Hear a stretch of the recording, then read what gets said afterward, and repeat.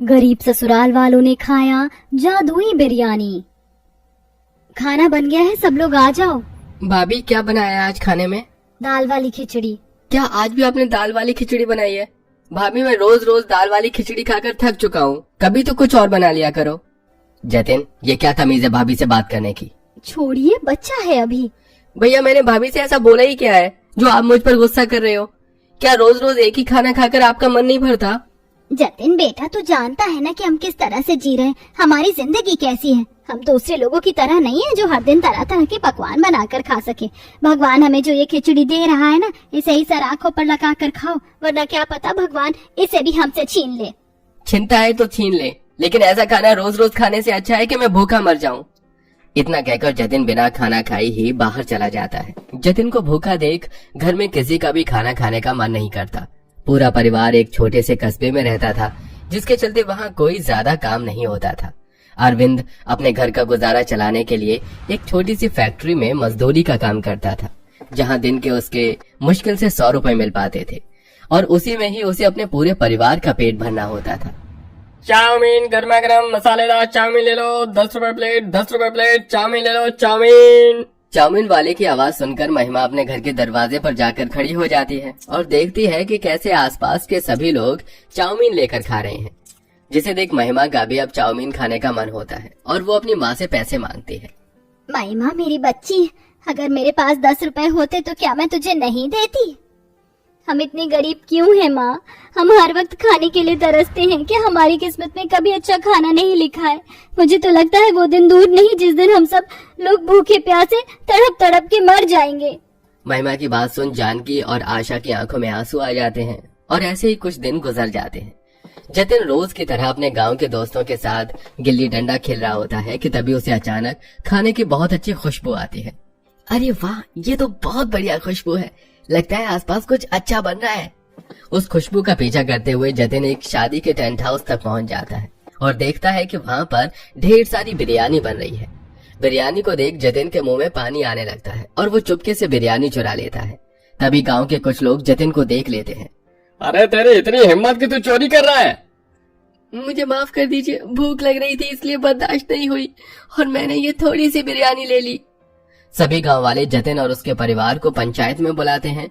चोरी की वजह से पंचायत का मुखिया पूरे गांव वालों को इस गरीब परिवार से सारे रिश्ते नाते खत्म करने का हुक्म देता है। साथ ही जिस फैक्ट्री में अरविंद काम करता था, उस फैक्ट्री का मालिक भी उसे काम से निकाल देता है और अब पूरा परिवार एक एक निवाले के लिए तरसता है। कब से खांस रहे हैं, थोड़ा सा पानी पी लीजिए। कब तक इस पानी को पी पी कर अपना पेट भरूंगा?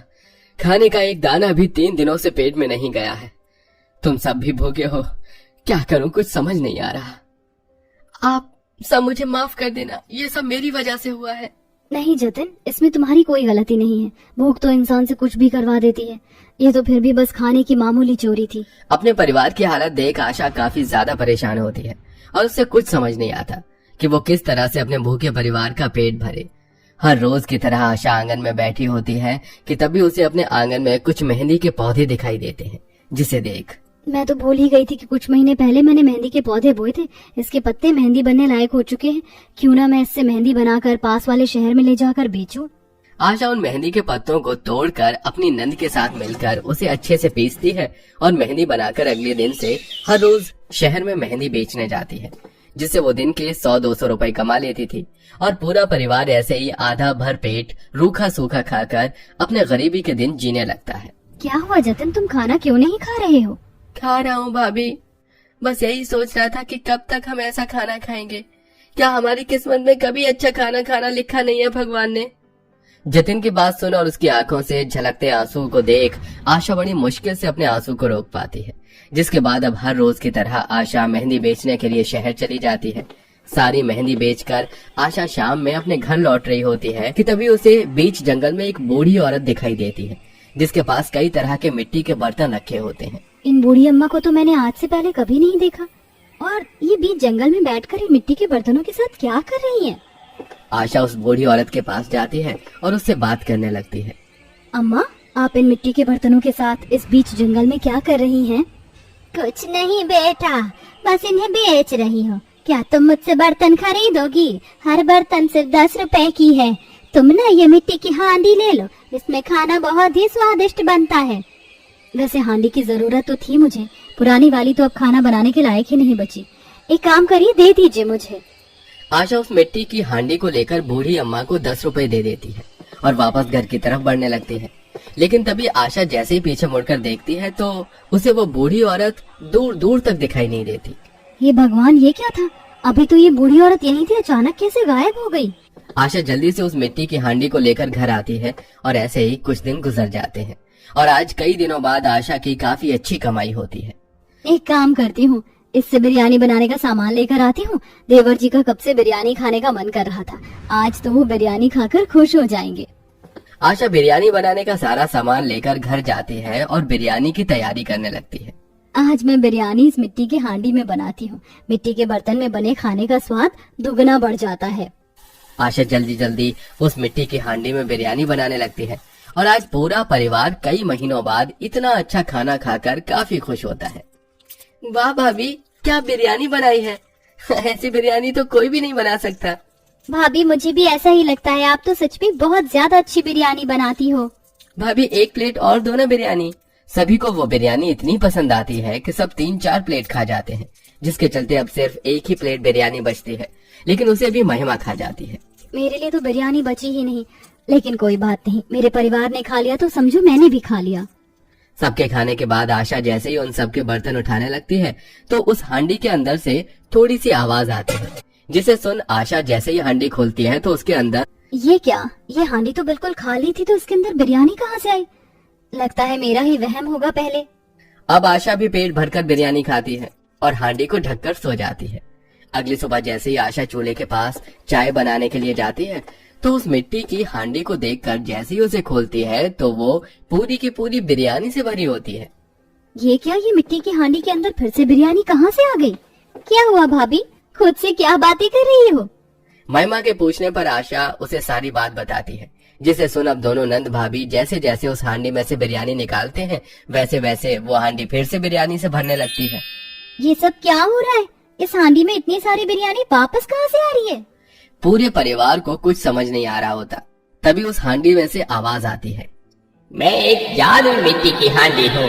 मुझ में जो भी कोई व्यक्ति एक बार खाने की कोई चीज बनाता है तो वो चीज जादुई हो जाती है और वो फिर कभी खत्म नहीं होती। ठीक उसी तरह जैसे ये बिरयानी अब कभी खत्म नहीं होगी, क्योंकि अब ये एक जादुई बिरयानी बन चुकी है। उस मिट्टी की हांडी की आवाज को सुनकर सारा परिवार काफी ज्यादा खुश होता है। आज तक जो बस सुना था कि भगवान इंसानों के रूप में आकर मदद करते हैं, लेकिन आज मैंने देख भी लिया।